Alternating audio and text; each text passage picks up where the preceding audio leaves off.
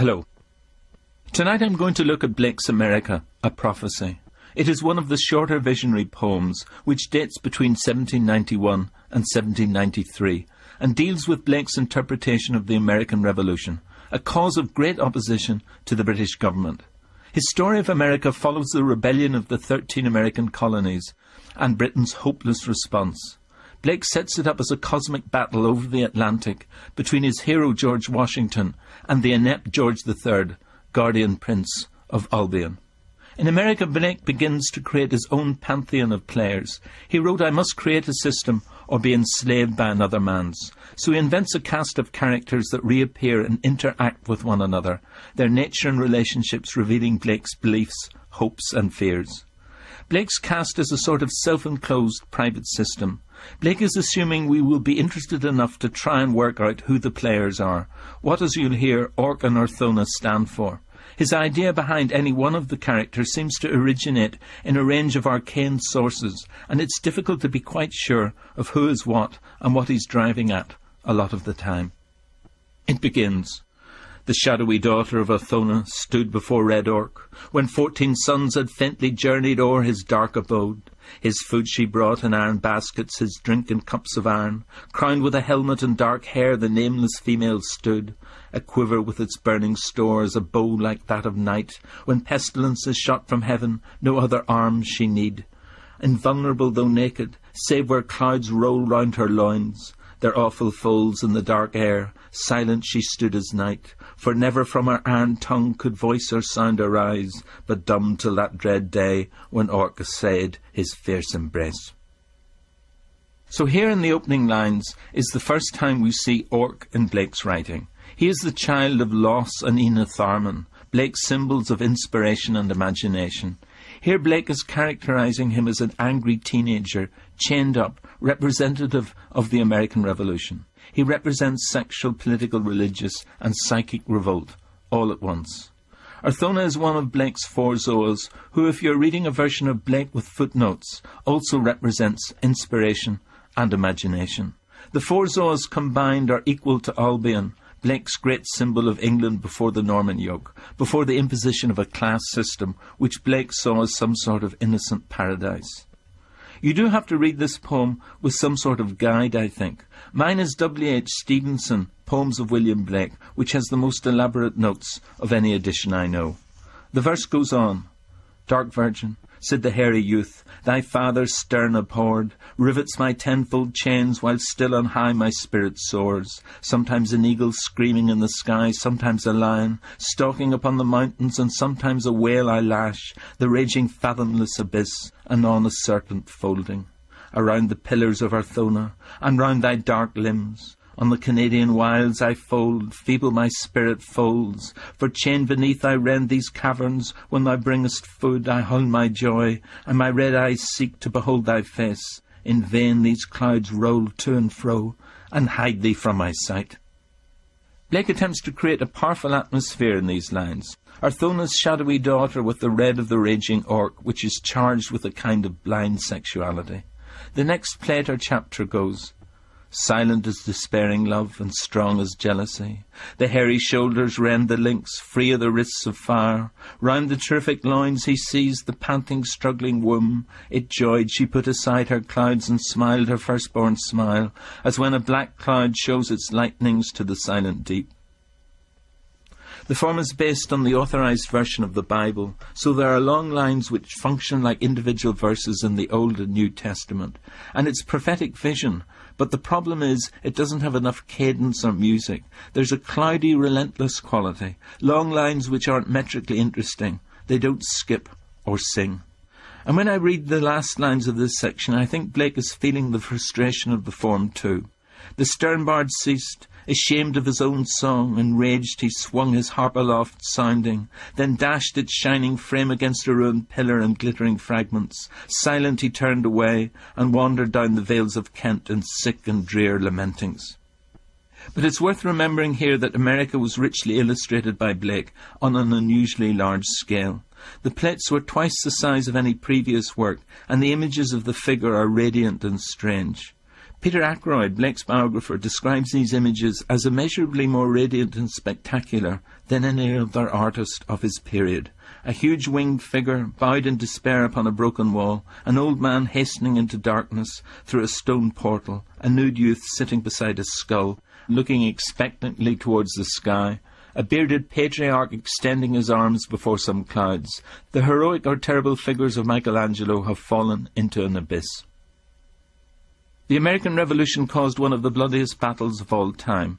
It began in 1775 and concluded with a preliminary peace treaty in 1782. For Blake it was unquestionably a political conflict caused by irreconcilable differences about how the American colonies should be governed. By 1776, Parliament decreed that the British, led by the monarchy, must exercise unchallenged authority in all parts of the empire, including the power to tax Americans without their consent. Americans believed that they were entitled to certain fundamental rights, the rights of Englishmen, meaning the right of self-determination, to make laws in a separate fledgling state, which ultimately would undermine the authority of the monarchy and government, giving America democracy and independence, something Blake would have strongly supported. And in America he writes, "What God is he writes laws of peace and clothes him in a tempest? What pitying angel lusts for tears and fans himself with sighs? What crawling villain preaches abstinence and wraps himself in fat of lambs? No more I follow, no more obedience pay." In America, Blake is committed to writing a literary prophecy. For him this is not prophetic in the literal sense, but it's more an imaginative engagement with history, in which the vision of outward things, historical events, is joined with inward vision, which is imaginative and rich with meaning and value. But later in America he includes real characters. In the section entitled Prophecy, and here we have Blake inside the zeitgeist, the spirit of the age. He says, "The guardian prince of Albion burns in his nightly tent. Sullen fires across the Atlantic glow to America's shore, piercing the souls of warlike men who rise in silent night. Washington, Franklin, Payne and Warren, Gates, Hancock and Greene meet on the coast glowing with blood from Albion's fiery prince." England's King George III is the guardian prince, also Albion's wrathful prince. And you get these figures in the American Revolution who are permanently there in Blake's visionary lines. And actually I think it's like a transatlantic television hookup. It's visual, like a contemporary news report, as you can imagine the gathering of these figures in a camera shot, recognisable revolutionaries whose images being transmitted in England, here by Blake.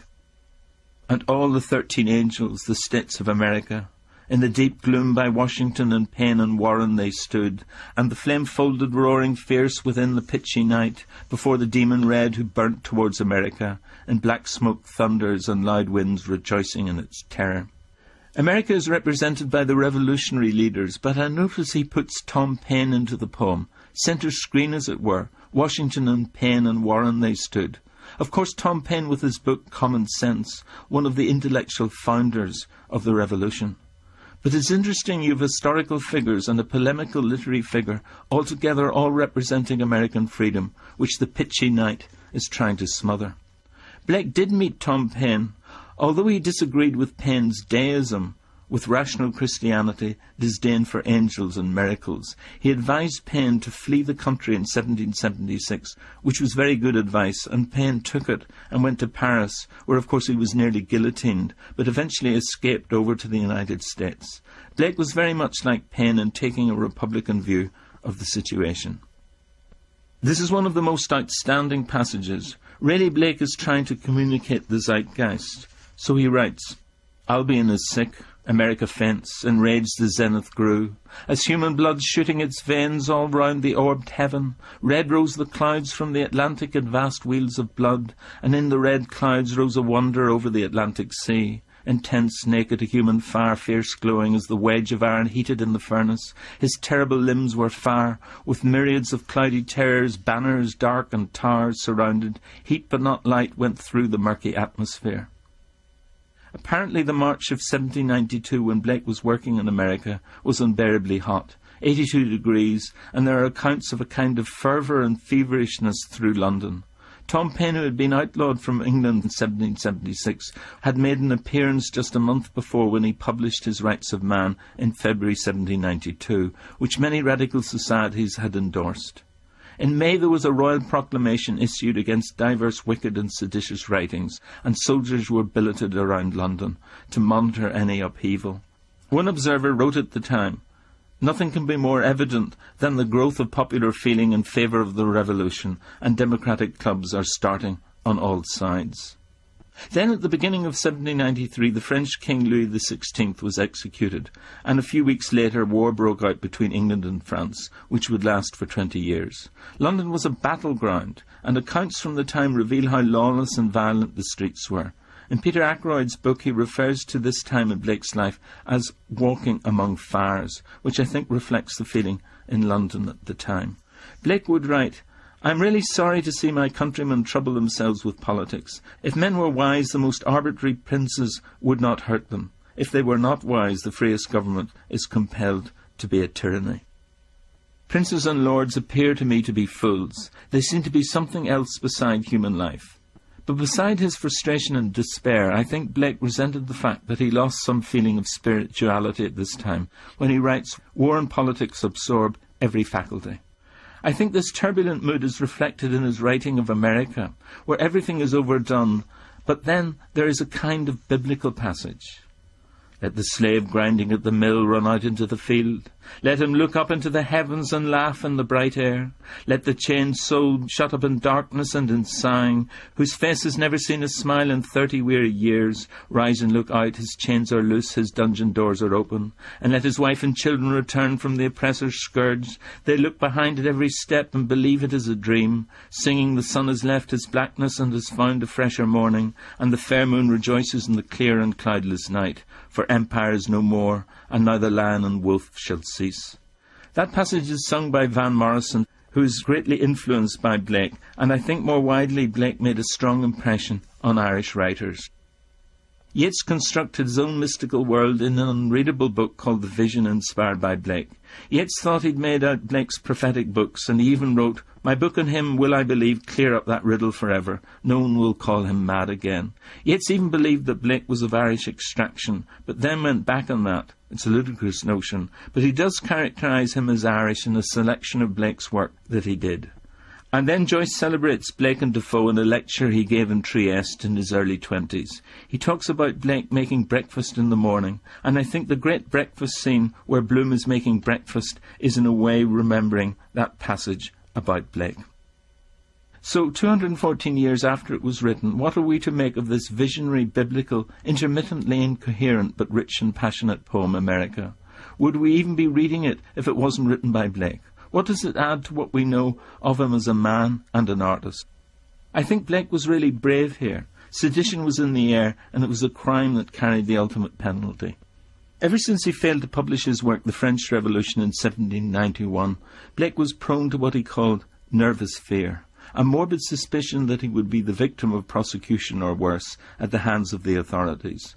Though he removed all references to George III and to government ministers in America a Prophecy, he was unable to find a publisher, and this marks a distinct point in Blake's career, as he would never again be able to publish on conventional-sized pages, which would have secured a larger audience. As Peter Ackroyd suggests, by 1793, when Blake was 36 years old, he must already have seen the prospects for greatness slipping away.